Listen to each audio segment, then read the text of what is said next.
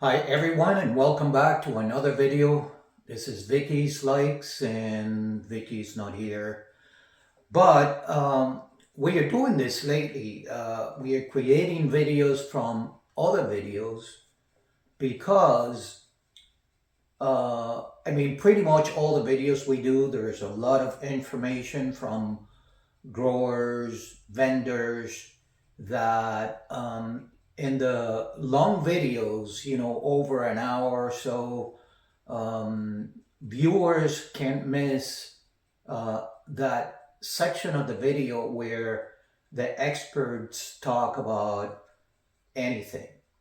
So with this, I'm going to say that in this video from another video, we are going to show the Krull Smith. The last time we went to Krull Smith, and we noticed a seed pod in one of the catasetums at one of the greenhouses, and Jordan is the head grower at Krull Smith. Very nice young fellow, tremendous knowledge.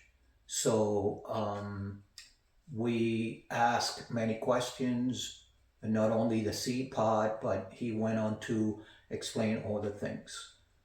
So please watch this video with a lot of information. And they have a catasetum here with a seed pod. That one and bud's gonna open up like this. Exactly. I don't know if you can see it. I'm gonna focus in it. We'll try to get information from this fellow. Anyways, I'm sorry, your name, really quick. Jordan. I'm the head grower here at Krull Smith. There you go. Julian has produced a seed pod. What did he put on this seed pod? So this is a sanguineum seed pod, Catasetum sanguineum. Yeah, all he did is he did a sib cross, which meaning is the same type of species. He just took one dark one like he did and put it onto this one, the guy right here. Catasetums are weird because it's one of the only plants that needs a male and a female flower. So, and without that, you will never be able to breed. So you do need to be able to have a male and female. Usually you get it with lighting. The higher light is going to produce female flowers. Middle means you'll get male flowers. Male flowers are the ones you generally see on catasetums, the pretty ones and everything like that. Female flowers are going to have like a hook on it. It looks kind of awkward, and that's exactly. These are going to sit on here for about 6 months to a year. Oh. As he's about ready. So it's going to be a cross with itself. Yes, exactly. So it's a sibling. When we do that, it's just like brothers and sisters. We flowered them out. One's darker and one's lighter. So we took one of the. This one had a lot better shape, and what he did was put that dark one on. So we're hoping to keep the shape on these plants, but a little bit darker. Nice. And so it'll be there for about 1 year, 6 months to a year. Yeah, depending on what you're doing. Some cattleyas are 4 months. Bifoliate type stuff is usually for us in Florida 4 months.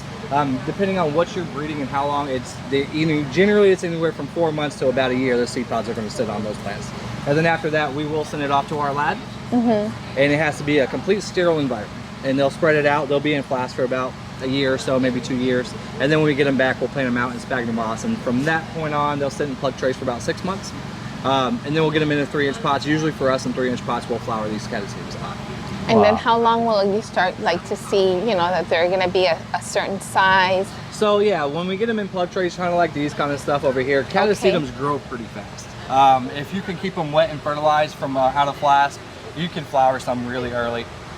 What you're going to do is like this little soda bulb here is where it starts out at. And then they'll eventually get bigger and bigger and bigger. The one thing about catasetums though is during its time right now, where they drop leaves and everything, they do have a very big dormant period. A lot of people kill catasetums because they're like, oh, my leaves fell off, I threw it away. It did not die. They were just dormant. Okay. They go dormant for us here about November. November I do half the amount of watering I do in the summertime. Summertime I'm watering pretty much every 3 days. You want to keep this wet at all times, and they grow like weeds. So then that you'll see the flower maybe what I was calculating this sanguineum is a species. It's native. It's a species, so it grows in natural. They actually flower once a year. So these are usually early spring for us, middle spring, and they'll flower out and do their whole thing. So this has been on. He made this seed pod in, oh my goodness, August 28th.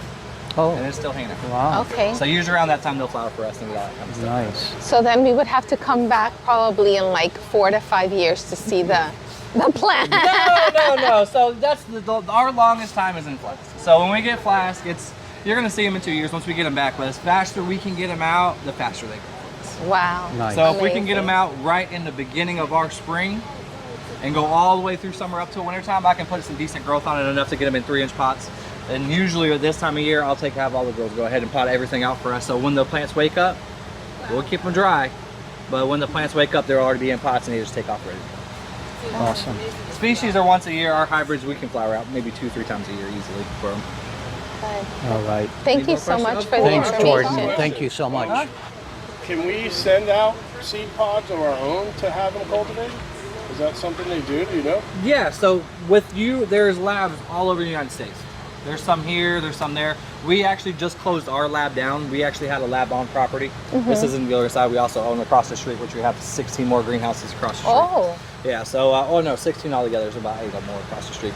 We actually had a lab. We closed the lab down just because it is it's cheaper for us to send the pods out to aid like Thailand or somewhere like that and get them back than it is to actually have them in the lab, because we've got to pay a lab girl and all that kind of stuff. But there is labs all over the United States, Thailand, across country, any of that kind of stuff. You can send those pods out. What we do is we give them a code, not the name of the plant, just the code.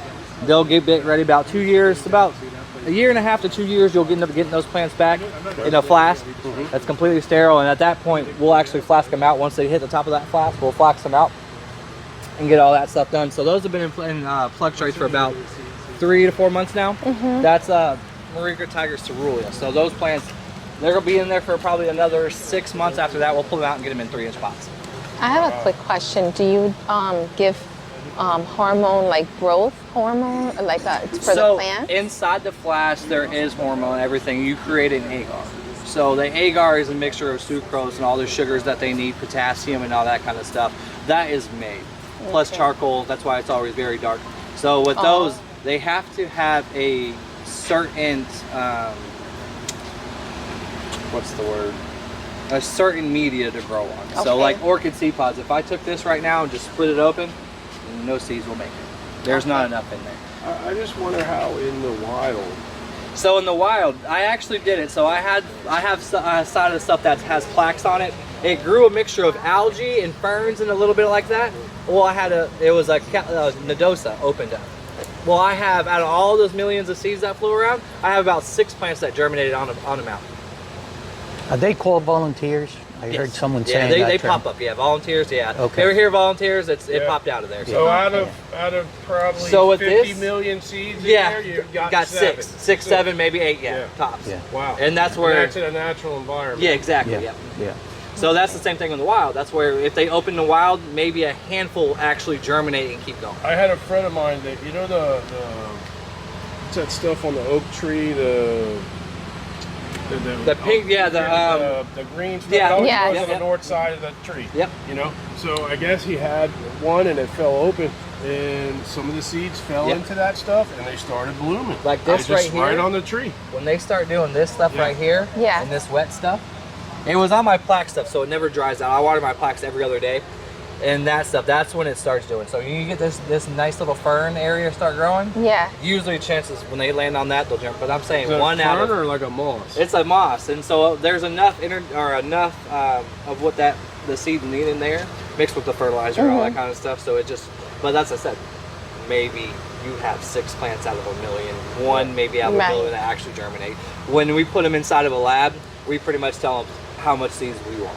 There's millions of seeds in each one of these. Wow. So we usually integrate, depending on the cross, it's anywhere from us, it's like 200 to 5,000. Our clones, we usually get about 2,000 clones back if we do clone something else. Seedlings, we get between 250 to 500 back that will flower out. Wow. And how many usually you get in a flask? So flash, generally, our flash, we usually get about 25 plantlets. If we get them in from Thailand, you have usually around 50 seedlings in there. Wow. Now the seed pods, and correct me if I'm wrong, the seed, because you were asking about sending them out to a lab and stuff. only when you know what the parents pollinator was, right? Yeah. Or the parents were. So like with this, when we tag these, the top parent is the pod parent. The bottom is always the seed How do parent. you tell? 'Cause you Well, did it whatever you're yourself, putting the or- pollen on, yeah, we do them ourselves. Okay. Everything here we do. If it's something from nature, we don't mess with it. We don't know what it is. We Right. have no idea. It could be something from So they- another greenhouse that's a bug had strapped to its back and put it onto it. We So never if you really don't know the father, they won't cultivate it. No, for you can, They- but you don't know what you're going to get Yeah. as a person. Right. So You what don't with know. us, if we have it's a lot, random it's seed a lot pod- of money, yeah. and then Yeah. you really don't know. You can't register it. And then you take time growing those plants out for 4 or 5 years, and then it flowers out, and you don't like it, and you're like, wait, And no, I can don't you like cross, this. Can you cross pollinate orchids? Some can. So usually it has to be in the same species. So weird things they've been doing, Vandacia stuff onto stuff like this, and Philippinensis fails, making Vandopsis. Those type of things. So in their genera, way back when, there's something the same in there for them to do it. And same thing with Catasetums. They have some of them that you can go back and forth. So when they get into Fred Clark Aura, that's Cloecia, that's Catasetum. It's a mixture of those, and then you can actually pollinate those, and those work out.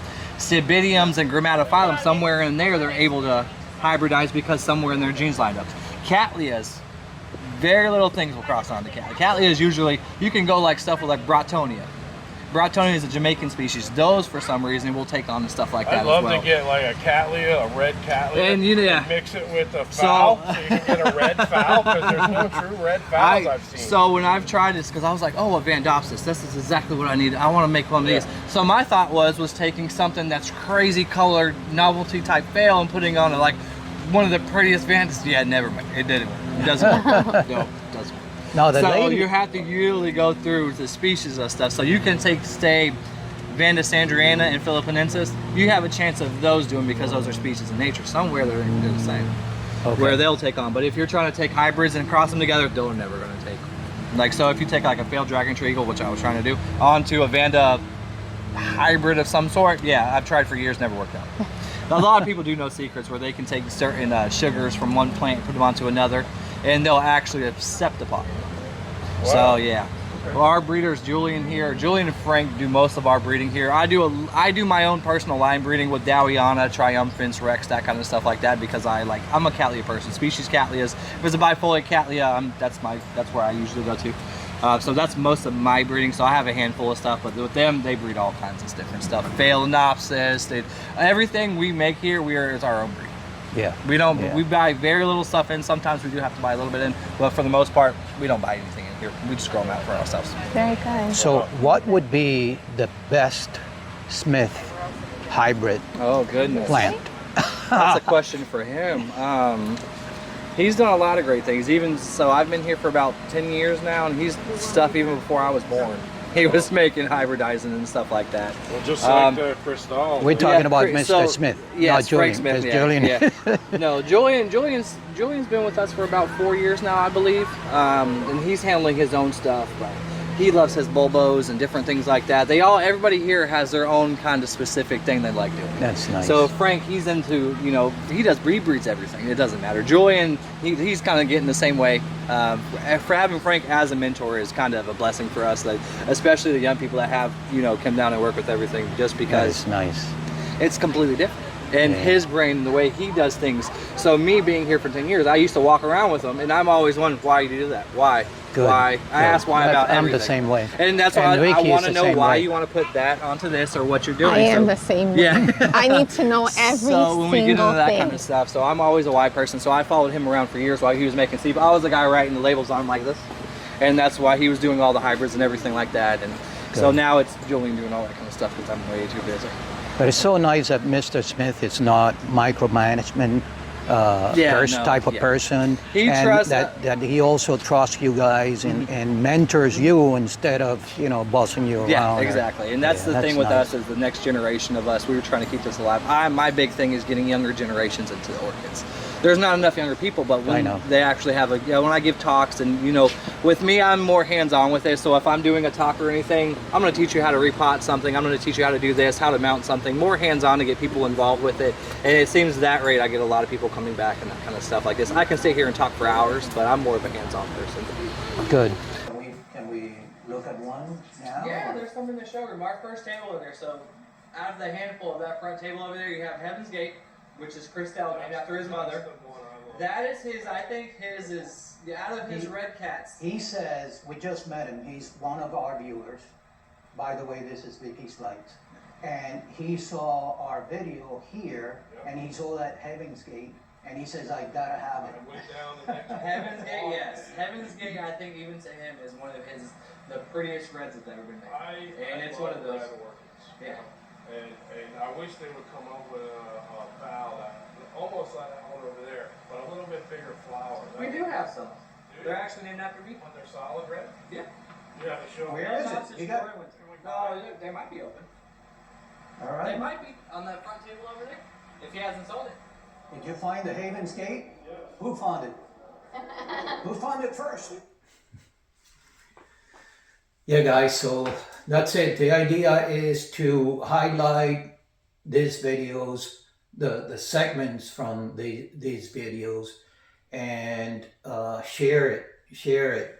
If you watched it in the long video, thank you, and I hope you agree with us that is very, very good information. So, we thank Robert again.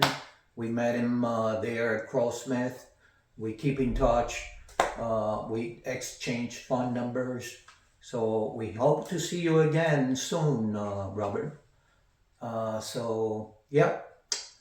Give it a like, share. You know the drill. Thank you to all new subscribers. Thank you to future subscribers. And keep on watching Vicky's Likes.